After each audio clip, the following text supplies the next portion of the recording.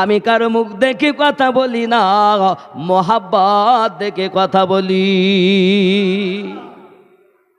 হে যুবকেরা আমার, চলুন না আগিয়ে চলুন বাবা। তাহলে বোঝা গেল পৃথিবীর জমিনে বাবা খাতুনে জান্নাত রাদিয়াল্লাহু তাআলা আনহার ওনার পাওয়ার কত।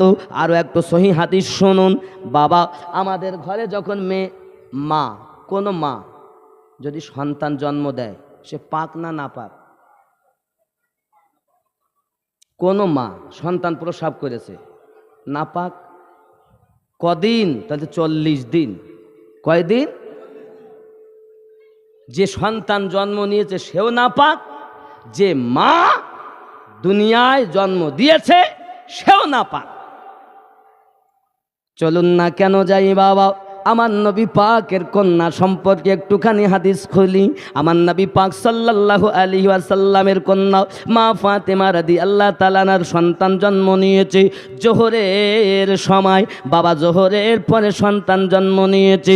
হযরত আম্মা আয়েশা রাদিয়াল্লাহু তাআলা আনহার কাছে যাইয়া প্রশ্ন করা হয়, ও আম্মা জান আয়েশা রাদিয়াল্লাহু তাআলা আনহা, আপনি একটু ফাতেমা রাদিয়াল্লাহু তাআলা আনহার সম্মান বয়ান করুন। হযরত আম্মা জান আয়েশা রাদিয়াল্লাহু তাআলা আনহা বর্ণনা করেছিলেন, কি বলবো ফাতিমার কথা, সন্তান জন্ম দিয়েছে জোহরের পর, আর আমি আয়েশা ফাতেমাকে আসরের নামাজ পড়তে দেখেছি। ফাতিমা পাক, তার সন্তান ও হোসাইন পাক, হাসান পাক, জোরে বলুন। আর তুমি তার সম্পর্কে বলছো কবর চেনে না? চিটিং বাজ কোথাকার। তোমার কথাতেই বোঝা যায় তুমি আলে পাকের দুশ্মন। আর আমরা ওই মুসলমান, আমরা আলে পাককে ভালোবাসি, তামাম সাহাবায়ে কেরামকে ভালোবাসি, সমস্ত তরিকার ইমামকে ভালোবাসি, মযহাবের ইমামকে ভালোবাসি, তার মধ্যে ওলি আল্লাহ তামাম দুনিয়া সবাইকে ভালোবাসি, তার মধ্যে নিজের পীরকে সব থেকে বেশি ভালোবাসি। ঠিক কিনা বলেন? আর ঠিক কিনা বলেন? আপন আপন পীরের কাছে আপন আপন মুরিদের মাল আছে। সে যাবে, শিক্ষা নেবে, সেই শিক্ষা অনুযায়ী কাজ করবে, তার ময়লা দিল পরিষ্কার হবে, আল্লাহ আল্লাহ হবে। জোরে বলেন। কথা কি বোঝা যায়? আব্বাজি আমার সোনা মানিক, তার আলে পাক কারা, এটা অবশ্যই 86 তার হাদিস থেকে শুনুন। একদিন হযরত আম্মা আয়েশা রাদিয়াল্লাহু তাআলা আনহা বর্ণনা করেন, আমার দরুদি নবী সাল্লাল্লাহু আলাইহি ওয়াসাল্লাম একদা ঘর মোবারকা থেকে বার হয়ে এসেছেন। গায়ে একটা কালো কম্বল মোবারকা আছে। ওই কালো কম্বল মোবারকা আমার দরুদি নবী পাকের দেহ মোবারকায় হঠাৎ করে আইনা যা আল হাসান, হাসান পাক এসে গেলেন। নবী পাক কম্বলের ভিতরে ঢুকিয়ে নিলেন। ইতিমধ্যে হোসাইন পাক এলেন, নবী তাকেও ঢুকিয়ে নিলেন। আলী পাক এলেন, নবী তাকেও ভিতরে ঢুকিয়ে নিলেন। হযরতে ফাতেমা পাক এলেন, নবী তাকেও ঢুকিয়ে নিলেন। 4 জনাকে ঢুকিয়ে নিয়েছেন। আমার নবীকে দেখা যায়, আমার নবী এটাই বোঝাতে চায়, আমাকে পেতে গেলে আমার 4 জনকে ভালোবাসো। এই 4 জন আমি নবীর ঘরওয়ালা।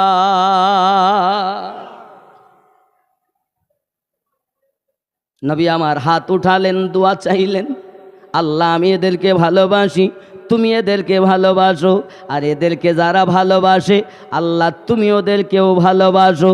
আমার নবী দোয়া চাইলেন, আল্লাহুম্মা হাউলাই আহলো বাইতি, আল্লাহ এরা আমার আলে বায়াত। জোরে বলো বন্ধুরে আমার, আমি আপনাদের বোঝাতে চাচ্ছি, এই আলে পাকের সাদকাতে আপনি ওলি আল্লাহ পেয়েছেন। আজ যদি আপনি অলি বলে দাবি করতে চান, তাহলে আলী থেকে পাওয়ার আপনার, আলী থেকে হাসান পাক, হাসান পাক থেকে হোসাইন পাক, এইভাবে আপনার ইমামদের দ্বারাতে আসবে। ইমাম হাসান আসকারি 11তম আওলাদ বাবা, ওনার থেকে তামাম পৃথিবীর মাটিতে যে যেমনভাবে গেছেন।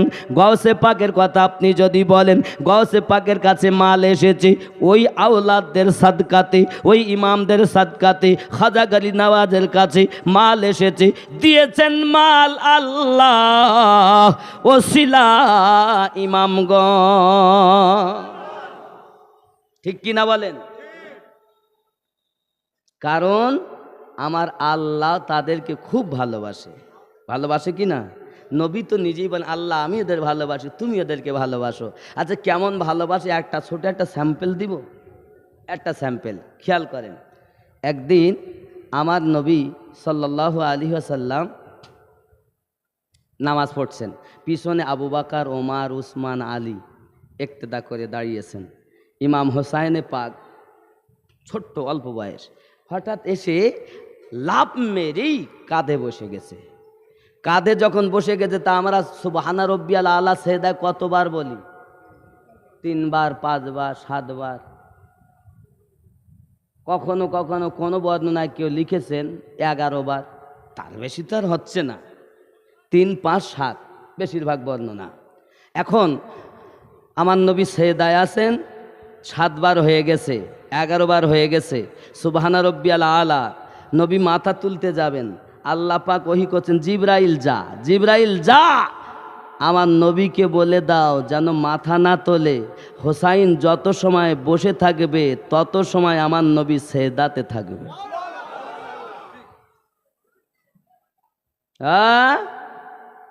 আল্লাহ কত ভালোবাসে, একটা না। খুব সংক্ষিপ্ত কথা, আমি ওই কথা অত বলার আমার সময় কম, কারণ আমি সামনের দিকে আগাবো, তাই ওলি আল্লাহর কাছে চলে আসবো এখান থেকে, তাই সম্মান বোঝেন।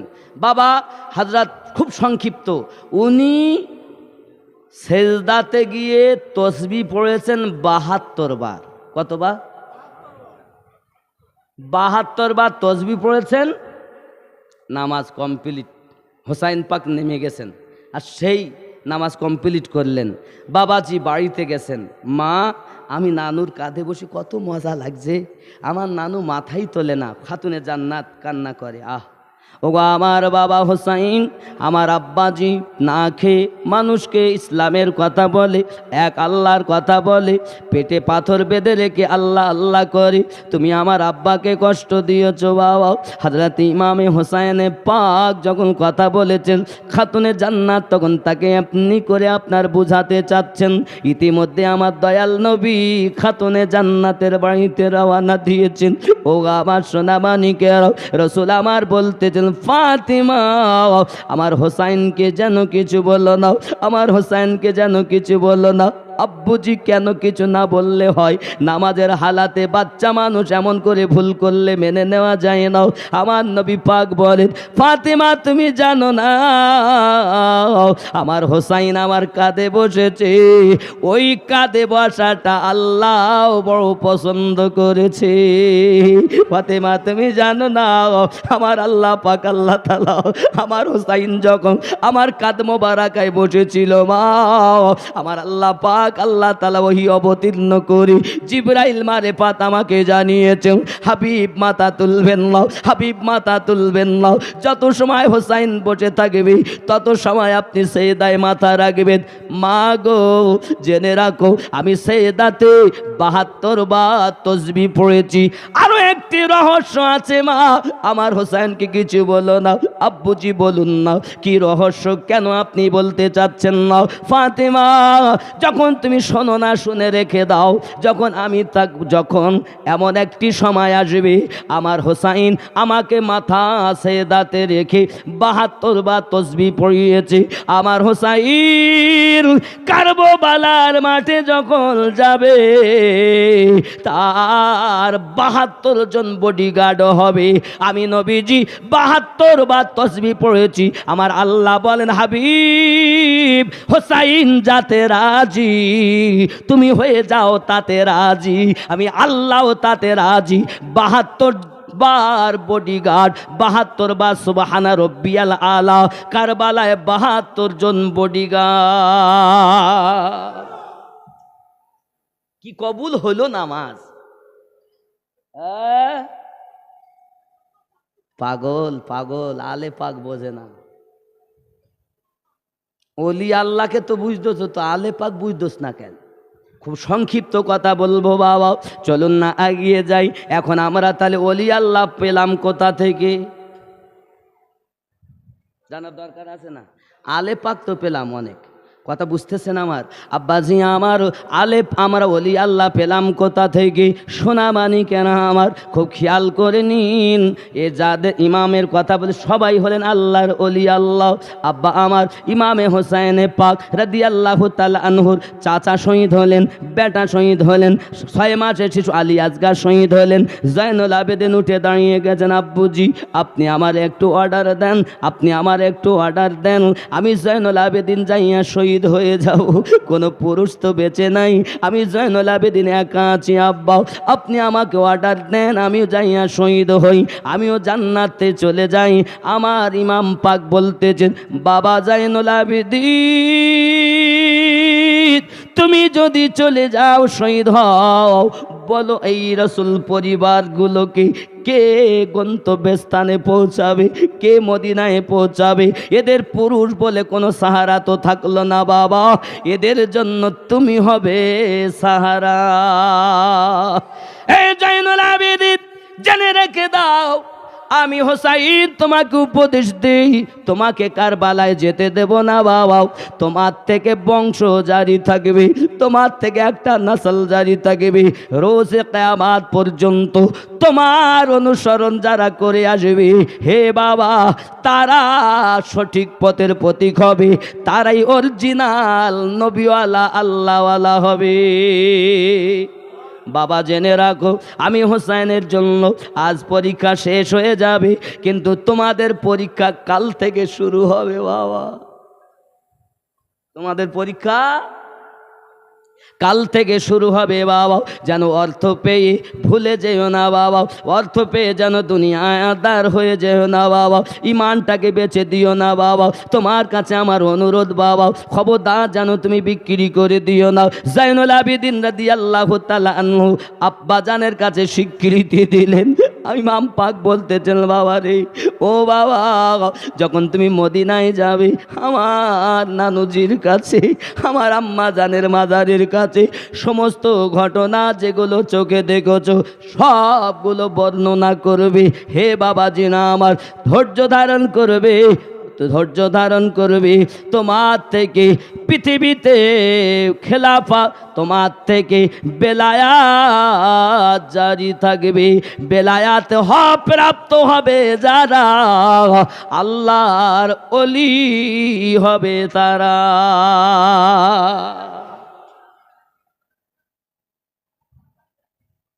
কথা বুঝতেছেন আব্বা আমার? হে সোনা মানিকেরা, শুধু তাই নয় বাবা, হযরতে ইমামে পাক হোসাইন রাদিয়াল্লাহু তাআলা নিজের গলা শহীদ করে দিলেন। কারণ কারবালার ঘটনা বলা আমার সিদ্ধান্ত না, আমার চিন্তা, আমি নিচে এসে কিছু কথা বোঝাবো।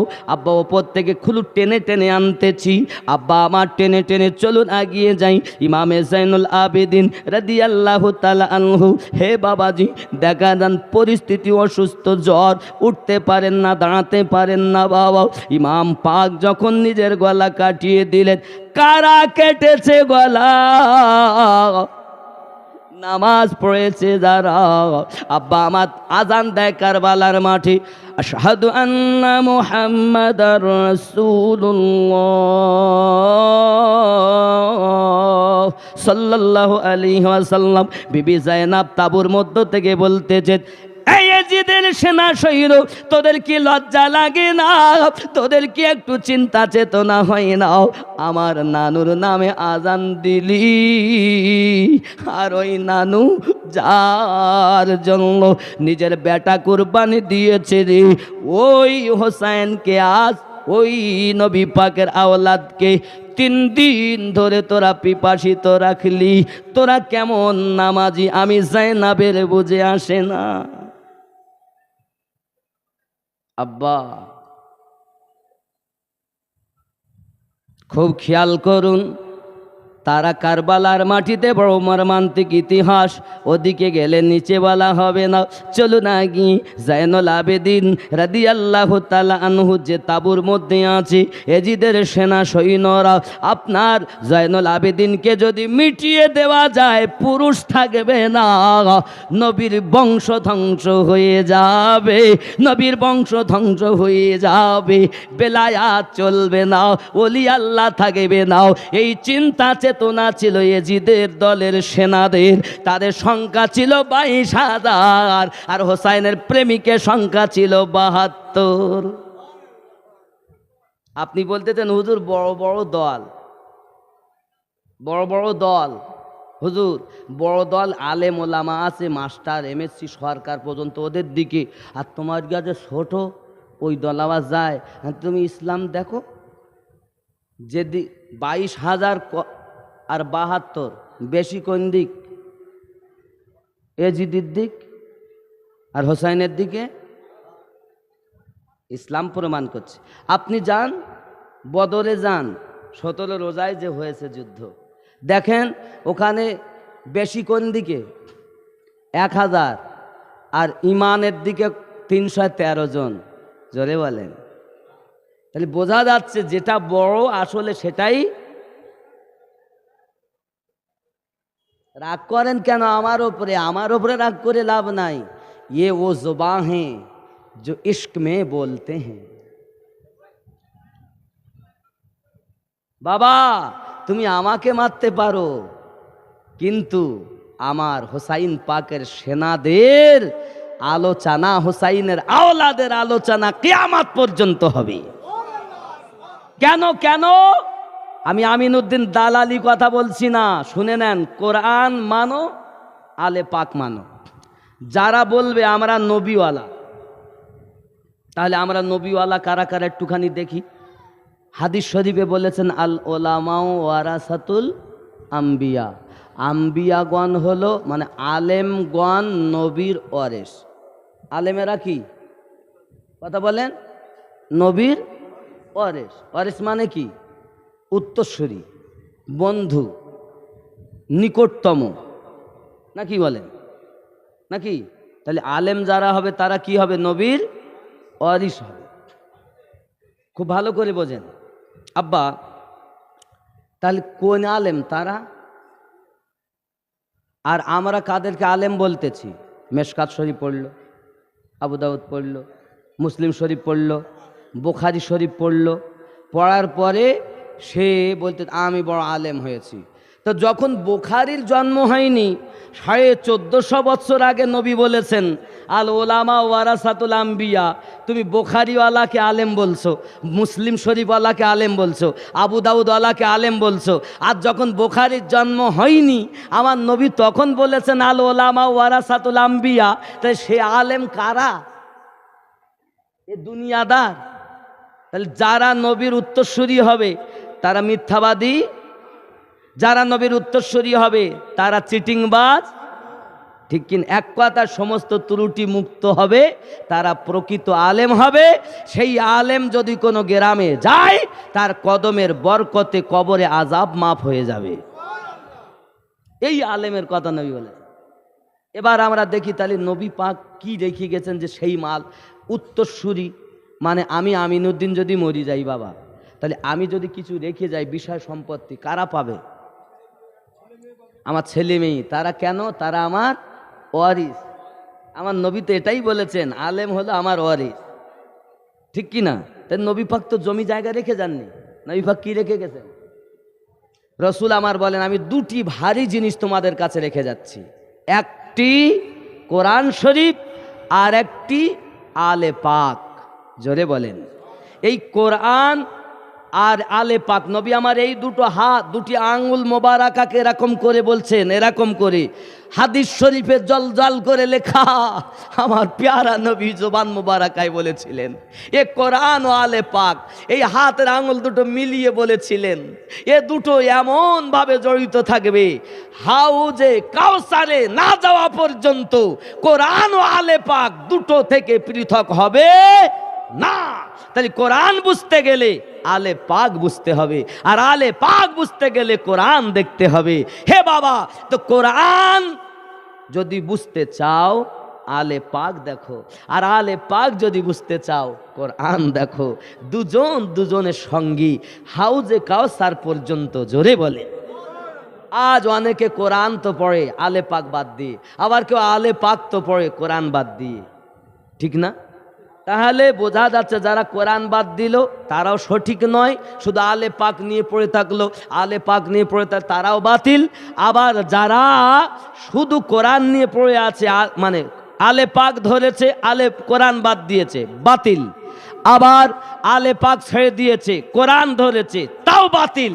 কিন্তু যারা কোরআনও ধরেছে, আলে পাক ধরে আল্লাহ এবং নবীকে ভালোবেসেছে, আল্লাহর হুকুম পালন করেছে, এই দলটাই জান্নাতি দল, এই দলটাই জান্নাতি দল। কথা বুঝতেছেন? আমার এই ওয়াজ আপনি আজ পর্যন্ত হয়তো এরম ভাবে শোনেননি। এভাবে আপনাকে কেউ বলবে না সব আপন আপন স্বার্থে পুজো করছে, স্বার্থ পূজারি। আরে আমরা আমাদের জন্য বলি না, আমি যা বলি আল্লাহ এবং রসুলের মহাব্বতে বলি। সালাম, এই দেখেন কালাম পড়ো কালাম, ইনশাল্লাহ। আমি বুঝতে পারছি এখানে প্রেমিকের দল। আচ্ছা, আমরা কেউ কি আলে পাকের দুশ্মন আছি? বলেন, সবাই ভালোবাসি। কিন্তু হয়তো অনেকে বলেন যে ভালোবাসি কিন্তু মনের ভিতরে একটু কিন্তু কথা থেকে যায়। খবরদার না, ওলি আল্লাহ পেয়েছি আমরা তাদের সাদকায়। চলুন এবার ওলি পেলেন কিভাবে। আব্বাজি আমার সোনা মানিক, একটি তাঁবুর মধ্যে হযরতে জাইনুল আবেদিন রাদিয়াল্লাহু তাআলা আনহু আছেন শুয়ে। এমন সময় এজিদের সেনা সৈন্যরা ওই তাঁবুতে আগুন ধরিয়ে দিয়েছে। যেসব তাঁবুতে আম্মা জানেরা থাকতেন ওই সব তাঁবুগুলোতে আগুন ধরিয়ে দিয়েছে বাবা। এই তাঁবু থেকে ওই তাঁবু, ওই তাঁবু থেকে এই তাঁবু। আম্মা জান নবী পরিবার তারা ছোটাছুটি করতেছে বাবা। ইতিমধ্যে দেখা গেল হযরতে যায়েনাব রাদিয়াল্লাহু তাআলা আনহা লাফ দিয়ে ওই আগুনের ভিতরে আপনার কিনা ঝাঁপ দিয়েছেন। সবাই মনে করছে আর যায়েনাব বাঁচবে না, মরে যাবে, মরে যাবে, ফিনিশ হবে, ভালো হবে। ইতিমধ্যে দেখা যায় হযরতে জাইনুল আবেদিনকে কাঁধে করে নিয়ে ওই তাঁবুর ভিতর থেকে বার করে এনেছেন বাবা। আজ আমরা যারা ওলি ওলি ওলি ওলি করি, যদি হযরতে যায়েনাব রাদিয়াল্লাহু তাআলা আনহা কারবালার মাটি থেকে ওই তাঁবুর ভিতর থেকে জাইনুল আবেদিনকে না বার করে আনতেন, না পেতেন ফুরফুরার পীর, না পেতেন মেদিনীপুরের পীর, না পেতেন আজমিরের পীর, না পেতেন বাগদাদের পীর, না পেতেন পাঞ্জাবের পীর, না পেতেন সারা দুনিয়ার পীর, এ পীর পাওয়ার সাদকা হলো হযরতে যায়েনাবের সাদকা। কথা বোঝা যাচ্ছে?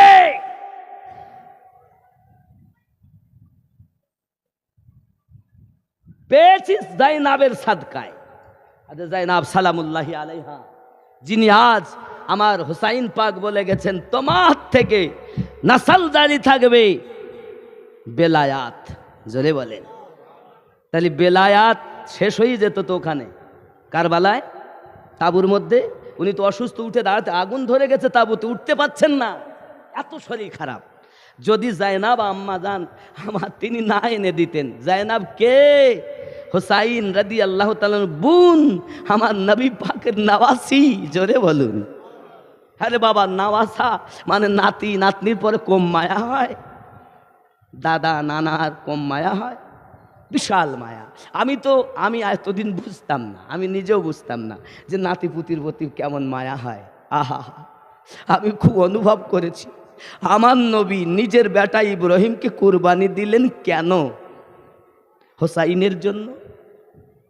আমি অনুভব করছিলাম তখন কিঞ্চিত, যখন আমার ঘরে একদম নাতি পাইছি, মায়া লাগে। আমার মনে হয় নিজের সন্তান, ছেলে মেয়ে, তাদের থেকেও বেশি নাতিপুতির প্রতি মায়া হয়। এজন্য বৌমা যদি কখনো তার সন্তানকে ধরে মারতে যায়, তো দাদা ছুটে আসে, দাদি ছুটে আসে, বৌমাকে মেরে দেয়। তুমি আমার নাতির গায়ে হাত দিলে কেন? হয় না বাবা? আমি খেয়াল করি, বাস্তব জীবনের সঙ্গে মিলাই। আমি তখন হাদিস পড়ি, আর আল্লাহ কি ব্যাপার, আমার নবী পাকের বেটা ইব্রাহিম এক কোলে, হোসাইন পাক এক কোলে, এমন সব চুমু খাচ্ছেন বেটার গালে, চুমু খাচ্ছেন হোসাইন পাকের গলে। আল্লাহ বলেন, জিবরাইল আমার হাবিবের কাছে যাও, আমি দুইজনাকে একসঙ্গে প্রেম করতে দেব না। হাবিব আল্লাহ ওহী করেছেন একজনকে তুলে নেবেন। নবী আমার বলেন, জিবরাইল কাকে নেবেন? আল্লাহ, ইব্রাহিম না হোসাইন? আল্লাহ বলেন, হাবিব আপনি যাতে রাজি আল্লাহ তাতে রাজি। বেটাও আপনার মোহাব্বতের, নওয়াসাও আপনার মোহাব্বতের। আপনি যাকে ইচ্ছা দিয়ে দেন আল্লাহ তাকেই কবুল করবে, যাকে ইচ্ছা রেখে দেন আল্লাহ সেটাই কবুল করবে। নবী যাতে রাজি আল্লাহ তাতে রাজি। হে সোনা মানিক, আমি বুঝেছিলাম যে আমার দরুদি নবী পৃথিবীর জমিনে কি হবে কিয়ামত পর্যন্ত সব জানেন, কিন্তু মায়ার জন্য বেটা কুরবানি দিয়েছেন। সেই হোসাইনকে কারবালার মাটিতে ইয়াজিদের দল গলায় ছুরি চালিয়েছে। এরা মুসলমান, এরা মুসলমান। সব নামাজি আমার লয়, নামাজ দেখি আপনি ভুলে যাচ্ছেন। আর সব ইমাম ইক্তেদা করে বলেন আজান হয়ে গেছে শিগগির জামাতে নামাজ পড়। এক ওয়াক্ত নামাজ না পড়লে 80 হব্বা দোজখ হবে, খুব ওয়াজ করে হুজুরিরা। তো বলো কার পিছনে ইক্তেদা করব? ইক্তেদা করব কার পিছনে?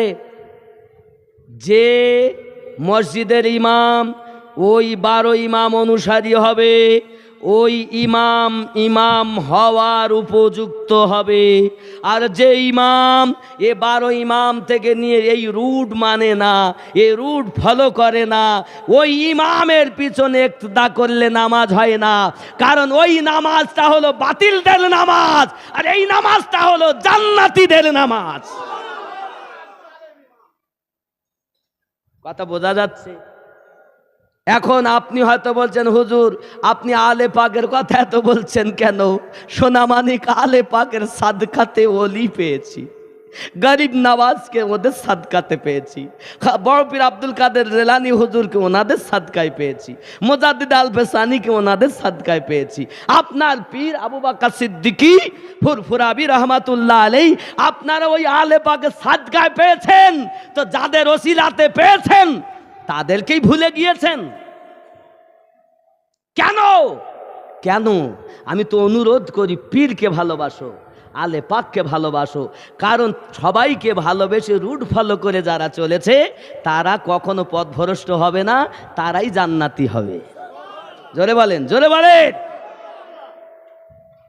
আমার কথা বোঝা গেছে? রাগ হয় অনেকের। আপনি হয়তো বলেন হুজুর মাল আছে, মাল আছে। মাল আছে মানে আল্লাহ পাক নিজে বলেছেন আমি 4 জায়গায় দিয়েছি। ওলি আল্লাহর দরবারে আলে পাকের দরবারে মাল আছে না নাই? জলে বলেন। বাবাজি আমার কোরআন মাজিদে রব্বে কারিম, আমরা মদিনায়, আপনার এখানে হাজি আছেন? একটা উর্দু নাত আমি বলবো। आने वालों ए तो बताओ शहर मदीना कैसा है। आने वालों ए तो बताओ शहर मदीना कैसा है। जोरे बोलो। आने वालों ए तो बताओ शहर मदीना कैसा है। सर उनके कदमों में रख कर, सर उनके कदमों में रख कर झुक कर जीना कैसा है।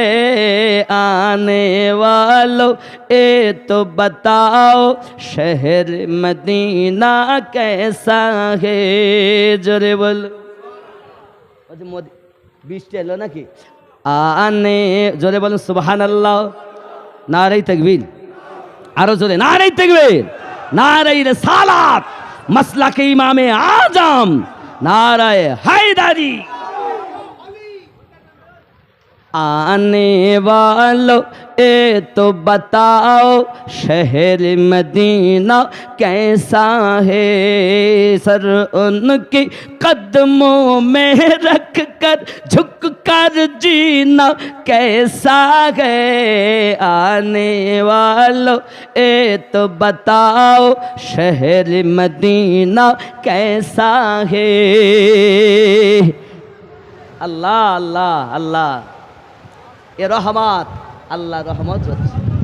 হ্যালো হ্যালো, আপনারা ভিতরের দিকে চলে আসুন, এগিয়ে আসুন। गुंबद खजरा की साए में बैठ कर तुम तो आए हो गुम्बद खजरा की साए में बैठ के तुम तो आए हो उस साए में रब के आगे उस साए में रब की आगे सजदा करना कैसा है आने वाला ए तो बताओ शहर मदीना कैसा है नारे तकबीर नारे तकबीर नारे तकबीर नारे तकबीर সালাম পড়ে দেই नारे तकबीर তখন ইয়া নবী নারে সালাম तकबीर ইয়া রাসূল नारे तकबीर नारे तकबीर সালাম আলাইকা সালাওয়াত